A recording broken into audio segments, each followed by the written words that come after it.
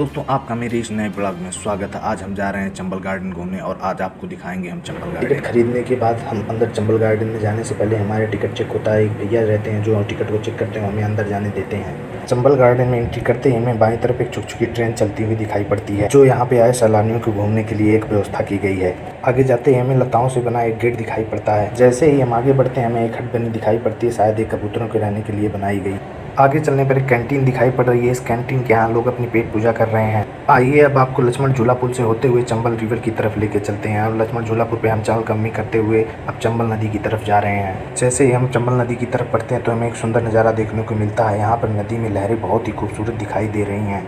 कुछ समय यहाँ व्यतीत करने के पश्चात हमारे दिमाग में ख्याल आता है कि आइए अब हम चलते हैं ऐसे स्थान पे जहाँ पर हम शुद्ध हवा का आनंद उठा सके। तो हम उस स्थान पे आ चुके हैं जहाँ से हम शुद्ध हवा का आनंद उठा सकें। नदी के किनारे अभी हम शुद्ध हवा का एंजॉय कर रहे हैं और यहाँ से एंजॉय करने के बाद अब हम चल देते हैं सेल्फी पॉइंट की तरफ, जहाँ पर हम देखते हैं बहुत सारे लोग यहाँ पर आके अपनी सेल्फी ले रहे हैं। सेल्फी पॉइंट से जब हम चलते हैं तो हमें रास्ते में बहुत सारी खूबसूरत चीज़ें बनी हुई दिखाई पड़ती हैं पार्क में। जैसे ही हम आगे बढ़ते हैं यहाँ पे हमें ऊंचाई पे बना हुआ रेलवे ट्रैक दिखाई पड़ता है और यहाँ आगे बढ़ते ही हमें वाटर पॉइंट दिखाई पड़ता है जहाँ पे ये लोग पानी पी रहे हैं। छोटे बच्चों के खेलने के लिए यहाँ पर झूले लगाए गए हैं। अब हम आ चुके हैं पार्क के एकदम मिड में एक स्त्री का स्टैचू यहाँ पे बनाया गया है जो काफी खूबसूरत दिखाई दे रहा है। आगे बढ़ने पर हमें रेलवे ट्रैक फिर से दिखाई पड़ता है। ट्रैक के ऊपर से गुजरने के बाद हम जब आगे चलते हैं तो हमारी बाईं तरफ एक भैया की शॉप है जो तुरंत फोटो क्लिक करके आपको दे देते हैं।